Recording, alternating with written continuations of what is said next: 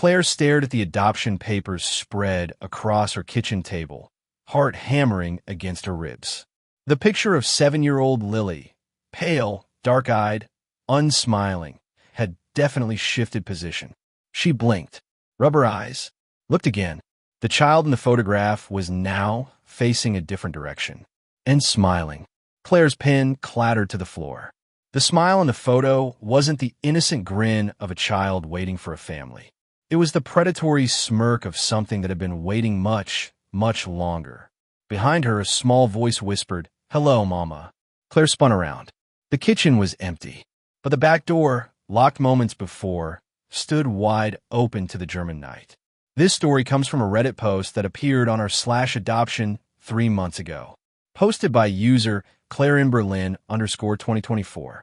The account was deleted within hours of posting, but screenshots survived in the darker corners of parenting forums.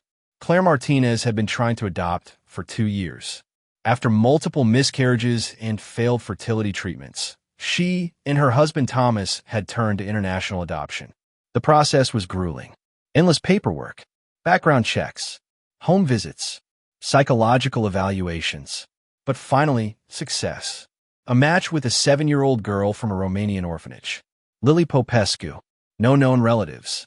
Parents died in a car accident when she was 3. For years in the state system. The photograph showed a thin child with enormous dark eyes and hair black as winter nights.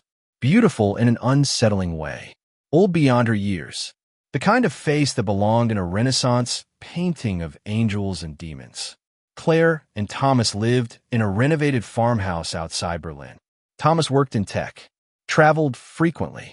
Claire was a freelance translator who worked from home. Perfect for providing stability for a traumatized child. The adoption agency, Neue Family International, had an office in a converted monastery in Bavaria. The building dated back to 1347.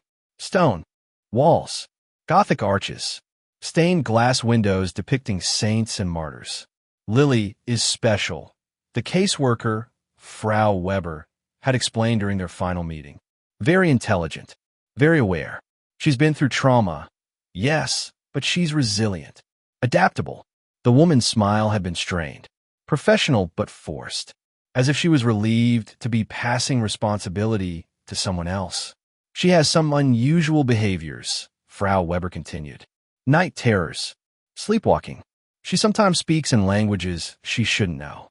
The trauma, you understand. Children process loss in mysterious ways.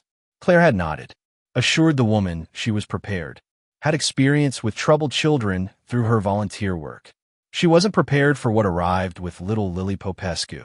The first sign something was wrong came before the child even entered their home.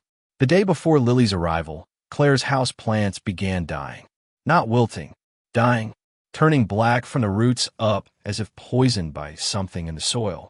She blamed it on anxiety, stress, the overwhelming nature of finally becoming a mother after so many years of trying. The second sign was the birds. Every morning, Claire found dead sparrows and crows scattered across her lawn. No visible injuries, no signs of disease. They simply appeared each dawn, glassy-eyed and cold, as if something had scared them to death. The third sign was the photographs. Claire had prepared a welcome album for Lily. Pictures of her new room, the local school, fun places they could visit together. But every morning, she found the photos rearranged, sometimes torn, sometimes with new images that she'd never taken. Pictures of her house at night, from impossible angles, as if photographed from high above, or from inside walls. What would you have done if you found mysterious photos in your home before meeting your adopted child? Tell me in the comments. The morning of Lily's arrival, Claire woke to find words written in condensation. On her bathroom mirror, "She comes home today." Thomas had left for a business trip the day before. She was alone in the house. The doors were locked. The alarm was set, but someone or something had been inside. Claire tried calling Thomas. Got voicemail. Tried the adoption agency. Closed for the weekend. She was on her own for Lily's first few days in Germany. The car arrived at 2 p.m. A black sedan with tinted windows. Government plates. The driver, a pale man in an expensive suit, helped a small figure from the back seat. Lily Popescu was smaller than her photograph suggested. Thinner, paler. She moved with unnatural grace for a 7-year-old, as if she was floating rather than walking. She wore a simple black dress that seemed too formal for a child. Her dark hair was braided with red ribbons, and her eyes, those enormous dark eyes, seemed to see everything at once. Guten Tag, Mama Claire, Lily said in perfect German with a slight Romanian accent. Her voice was soft, polite, completely normal, but her smile never reached her eyes. The driver handed Claire a small suitcase and a manila envelope. Her belongings, he said in accented English, and her medical records. She's been cleared for travel by our physicians. He was back in the sedan and driving away before Claire could ask questions.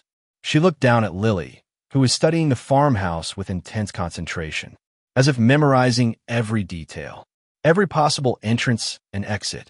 "Welcome home, sweetie," Claire said, reaching for the child's hand. Lily's skin was ice cold, not cool from the German autumn air, actually cold, as if she'd been stored in a freezer.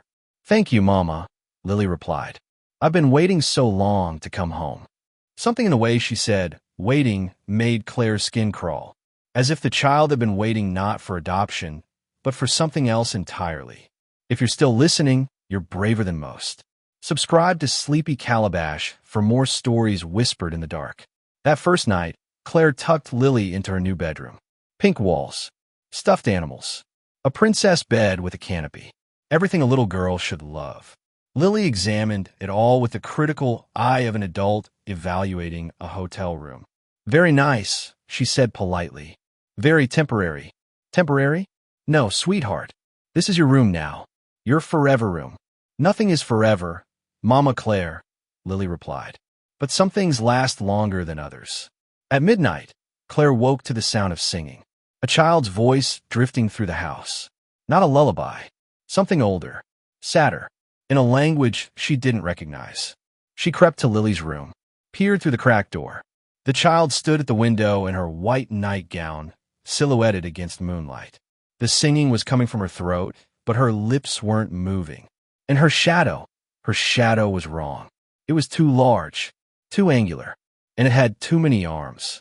The second day brought new discoveries, all of them disturbing.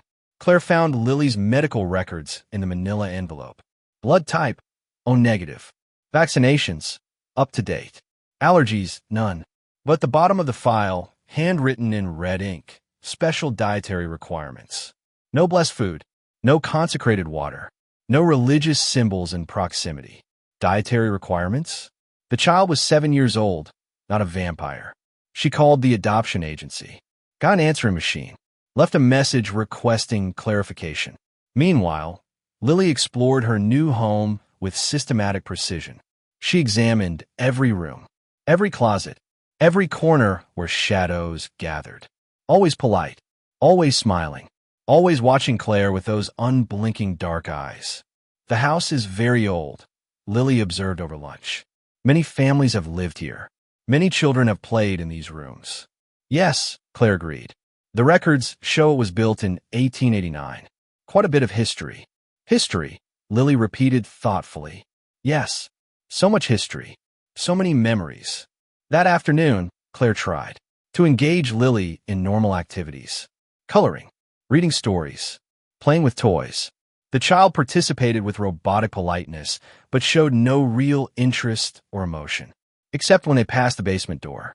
Lily stopped, stared at the heavy wooden door with its old iron lock. "What's down there?" she asked. "Just storage. Old furniture. Nothing interesting." "May I see? Maybe later, when you're more settled." Lily nodded, but Claire noticed her returning to that door throughout the day, standing before it, listening, as if she could hear something moving in the darkness below. What happens next will keep you awake tonight. Subscribe now, so you don't miss the ending. That evening, Claire tried calling Thomas again. Still no answer. She left a message describing Lily's strange behaviors, her cold skin, her unsettling questions about the house. After hanging up, she found Lily standing directly behind her, silent as smoke. "Papa Thomas will be home soon?" the child asked. Claire's heart nearly stopped. She hadn't mentioned Thomas by name in the call, hadn't mentioned him at all in Lily's presence. How do you know about Papa Thomas? I know many things, Mama Claire. I know this house. I know its history. I know why I was brought here. Brought here? The agency matched us because... The agency, Lily interrupted with a laugh that sounded far too adult, doesn't know what they're dealing with. Neither do you, but you will. That night, Claire locked her bedroom door, something she'd never done before in her own home. But Lily's presence filled the house with a tension that made her skin crawl. At 3 a.m., she woke to find her door standing open. The lock hadn't been picked. The door had simply opened. She crept into the hallway. Lily's room was empty. The child was gone. Claire searched every room, called Lily's name, checked the doors, all locked from the inside. The windows, latched and secured. The child had vanished from a sealed house. Then she heard the singing again, that strange, wordless melody, coming from beneath her feet, from the basement. The door that had been locked with an iron key was standing open. Cold air drifted up from the darkness below, carrying scents of earth and decay and something else. Something that made her think of very old churches and very old graves. She descended the wooden stairs with a flashlight. The basement was larger than she remembered. Stone foundations, dirt floor, and in the center, an arrangement that made her blood freeze. A circle drawn in white chalk, candles at specific points, and in the center, Lily, sitting cross-legged, eyes closed, singing in that unknown language. But she wasn't alone. Shadows moved around the circle, not cast by the candlelight, independent shapes that writhed and twisted with their own dark purpose. And they were listening to Lily's song with hungry attention. Lily, Claire whispered. The child's eyes opened, completely black now. No iris, no pupil, just darkness deeper than night.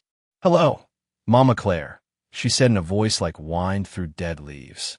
Thank you for bringing me home. I've been waiting so long to return to this place. Return? Claire stammered. But you're from Romania. You've never been here before. Lily smiled with too many teeth. I was born in this house, Mama Claire. In this basement. In 1847. The shadows around the circle began to take shape. Figures from different eras. Different centuries. All children. All with the same dark eyes. All smiling with predatory patience. My name isn't Lily Popescu, the child continued, rising to her feet with inhuman grace. That was just another identity, another face to wear. I'm much older, much hungrier, and I've been waiting so very long to come home. Claire backed toward the stairs. You're just a little girl. You're confused, traumatized. We can get you help.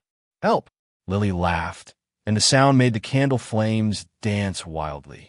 I don't need help, Mama Claire. I need what you promised me. A family, a home, a mother's love. The child's form began to change. Growing tagir. Older. The innocent 7-year-old face stretching and shifting into something ancient and terrible. For centuries, I've moved from family to family, orphanage to orphanage. Always the poor little child needing a home. Always the perfect daughter until it's time to feed. The shadows pressed closer. Claire could see them clearly now. Dozens of children from different time periods, all bearing Lily's face, all sharing her hunger. Feed on what? Claire whispered. Love, Lily replied simply. Maternal love is the most powerful force in the universe, Mama Claire. It creates life, sustains life, and in the hands of something like me, it can preserve unnatural life indefinitely. Claire understood with dawning horror. The adoption agency, the too convenient match, the medical records warning against religious symbols. They weren't facilitating adoptions. They were delivering victims to something that had been hunting loving mothers for centuries. Every family that's lived in this house, Lily continued, welcomed me with open arms, loved me as their own daughter, fed me with their devotion until I was strong enough to move on. The basement walls were lined with photographs now, families from different eras, different decades, all featuring the same dark-eyed child, all smiling with the happiness of parents who'd finally found their missing piece. And below each photograph, a date. The date when the families had mysteriously disappeared. The agency keeps detailed records, Lily explained, following Claire's gaze. They know exactly which houses I've blessed with my presence, which families have had the honor of loving me completely. What would you have done differently? Drop your thoughts in the comments. And don't forget to subscribe to Sleepy Calabash, because the night is long and the stories are endless. Claire lunged for the stairs, made it halfway before invisible hands grabbed her ankles, pulled her back down into the circle of candles and shadows and hungry ghosts. Don't run, Mama Claire, Lily said softly. I need your love, your devoted, unconditional maternal love, and you're going to give it to me willingly. Because that's what good mothers do. The child, the thing that wore a child's face, pressed her palms against Claire's cheeks. Her touch was arctic, soul-deep cold that made Claire's bones ache. I can make you love me, Lily whispered. I can rewrite your memories. Make you believe I've always been your daughter. Make you forget everything except how much you adore me. Claire felt something creeping into her mind. Warm tendrils of artificial emotion. False memories of caring for this creature. Fake maternal instincts designed to make her compliant. But as the psychic manipulation wrapped around her consciousness, Claire remembered something crucial. Something that might save her life. Thomas wasn't on a business trip.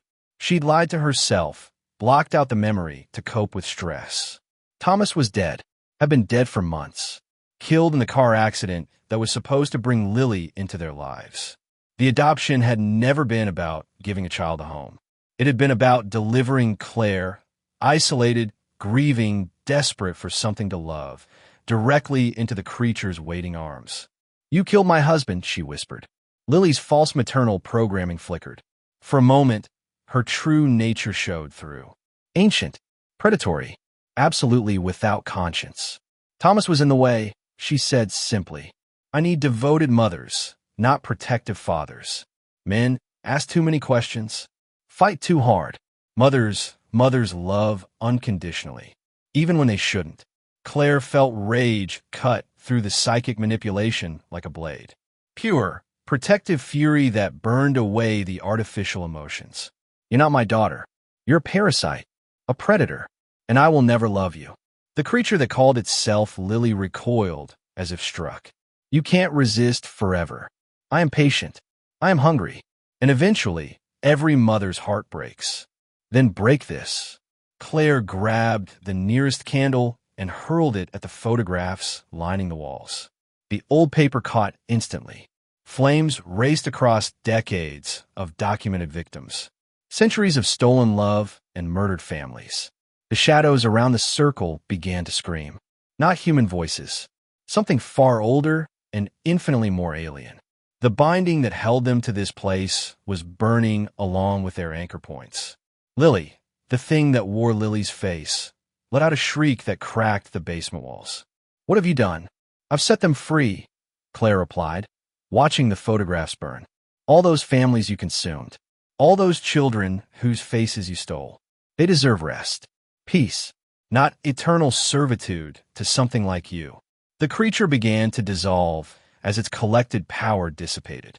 The stolen faces, the borrowed innocence, the accumulated centuries of parasitic existence. But even as it faded, it made one final promise. This isn't over. I will find another face, another identity, another lonely mother desperate for something to love. And next time I'll be more careful about who I choose to hunt. The basement collapsed in on itself. Stone and timber and centuries of accumulated evil falling into darkness. Claire crawled up the disintegrating stairs as the house shook itself apart around her. She escaped just as the structure folded inward like a house of cards. Where her home had stood, only a smoking crater remained. In the distance, sirens approached. Someone had seen the fire. Called for help. Claire stood in her nightgown in the German countryside, watching her past burn away. Free but forever changed. Knowing that somewhere in the world, the thing that had called itself Lily was already planning its next hunt. Already choosing its next mother. The official. Report blamed the house collapse on a gas leak. Old pipes. Faulty connections. A tragedy that could have been much worse if not for Claire's lucky escape. The adoption agency, Nui Family International disappeared overnight. Their offices abandoned. Their records vanished, as if the entire organization had never existed. Claire's Reddit post, published from a hotel room in Berlin, warned the adoption community about what she'd experienced. They're out there, creatures that have learned to exploit our deepest desire, the need to love and protect children. They've infiltrated the system, created false identities, built networks designed to deliver victims directly to their waiting arms. If you're considering international adoption, research everything. Visit the facilities personally. Meet the children in their original environment. Don't trust photographs. Don't believe testimonials. And most importantly, trust your instincts. Love makes us vulnerable. The desire for family can make us blind. But maternal instinct, real maternal instinct, recognizes when something is fundamentally wrong with a child. Listen to that voice. It might save your life. Her post included specific warnings. Watch for children who seem too mature for their age, too knowledgeable about local history or family details they shouldn't know. Children whose touch is unnaturally cold, who cast strange shadows, who know languages they've never been taught. And if an adoption seems too easy, too convenient, too perfectly matched to your needs, run. True adoption is difficult, complicated, bureaucratic. It should never feel like the child has chosen you. The post ended with a chilling observation. I want to be a mother so badly that I ignored every warning sign, every red flag, every instinct that screamed danger. I let desperation override wisdom, and almost cost me everything. They know how to hunt us. They understand our vulnerabilities, but they can be fought, defeated, sent back to whatever darkness spawned them. Just remember, not every child who needs a home is actually a child.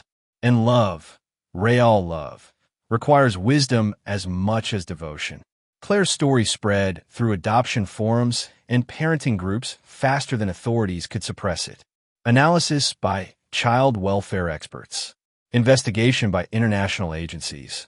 Academic papers examining the psychological implications of predatory entities infiltrating social services. But most importantly, her warnings reached people who needed them. Reports emerged of adoptions halted at the last moment when parents recognized the warning signs Claire had described. Children with impossible knowledge, unexplained cold temperatures, agency representatives who vanished when questioned too closely. A network of adoptive parents began sharing their own experiences. Strange behaviors, unsettling coincidences, children who seemed to know far too much about their new family's histories. Some say Claire started something crucial, a movement of caution within the adoption community, a recognition that love and desperation can make people vulnerable to ancient predators wearing innocent faces. Others believe she uncovered something that had been operating for centuries, a systematic infiltration of human institutions by entities that fed on the strongest emotion our species possesses, parental love. But here's what we know for certain. The creature that called itself Lily is still out there, still hunting, still wearing the faces of children who need homes. Adoption agencies across Europe have reported unusual patterns, applications that seem too perfect, matches that happen too quickly, children with incomplete histories and impossible characteristics. If this story gave you chills, hit subscribe to Sleepy Calabash. More tales are waiting in the darkness, and they only get hungrier. In our modern world, where international adoption has become common, where desperate parents will travel anywhere,